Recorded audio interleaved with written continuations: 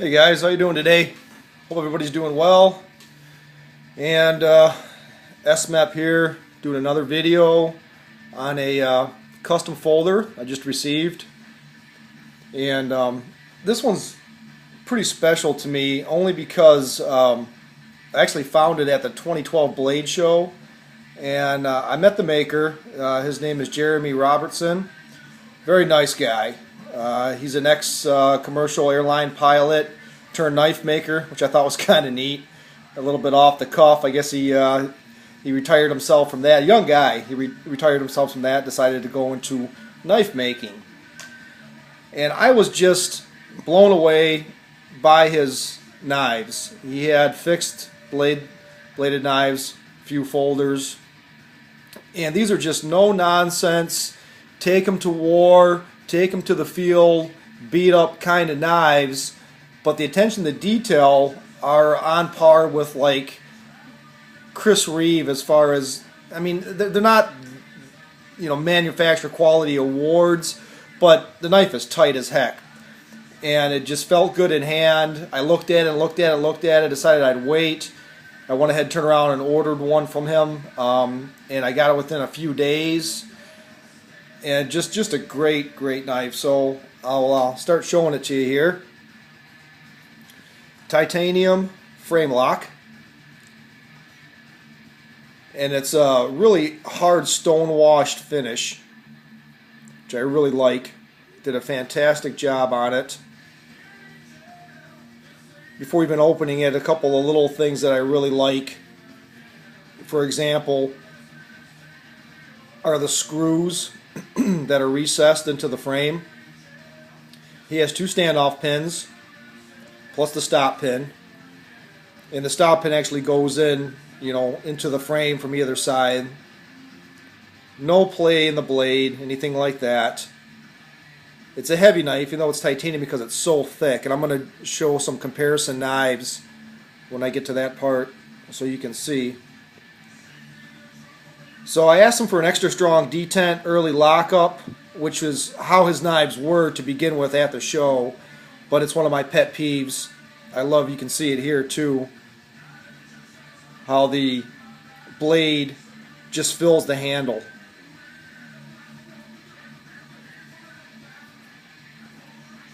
So it does have a real strong detent on it.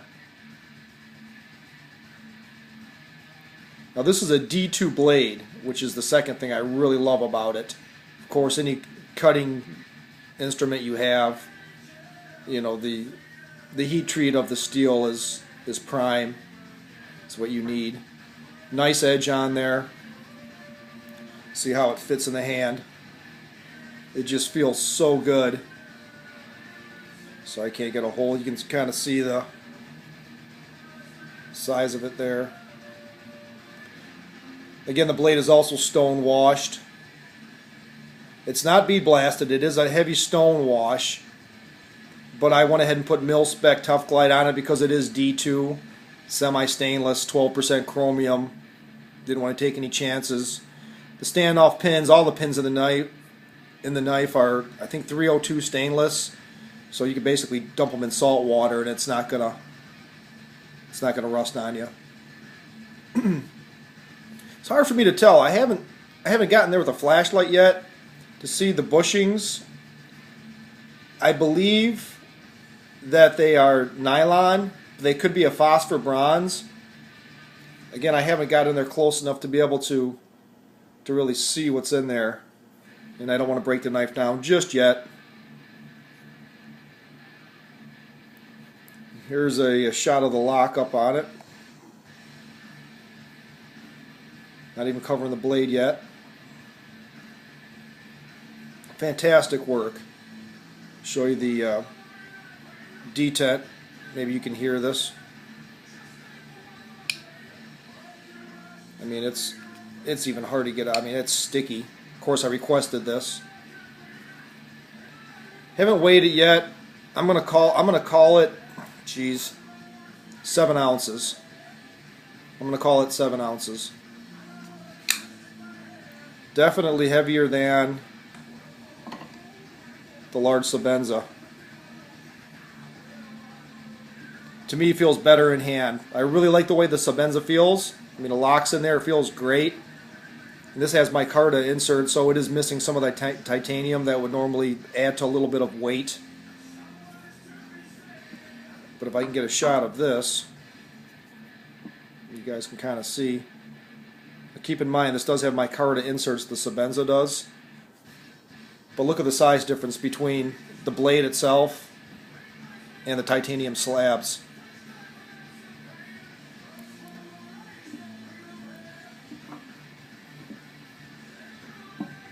Again, size is close, and you can kind of see here. If I can keep this in the shot, here's a small Sebenza.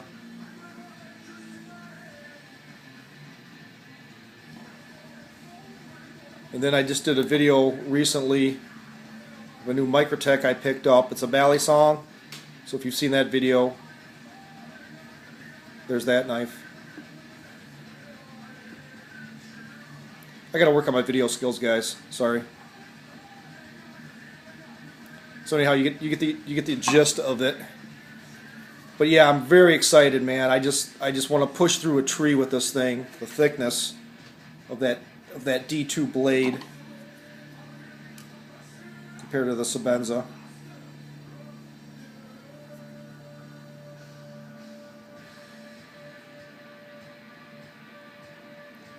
You can see the width of the blade too compared to the Sebenza. Very similar. Now I'm not saying Jeremy tried to copy the Sebenza. He may have had one in hand at one time, but there was a lot of thought put into this knife. This is the, I don't want to call it poor man's version. It's not a cheap knife. I'll tell you, they're about 435 bucks. So normally I won't say prices, but I want you guys to buy one of these. And just take it to the field and use it. I mean, you'd be really impressed. He makes a smaller version that's a lot thinner than this. He calls it a gentleman's knife. And what he does is he can take this particular knife and do higher end embellishments.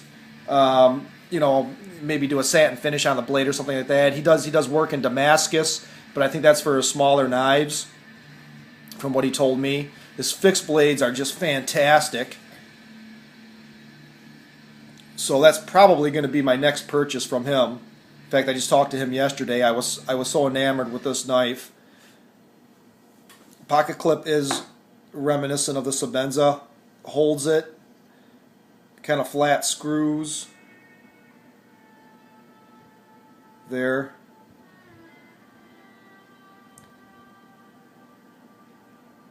And to be honest, there is nothing I can really fault about the knife. He guarantees his knives for life. And if I made a knife this rugged, I would do the same.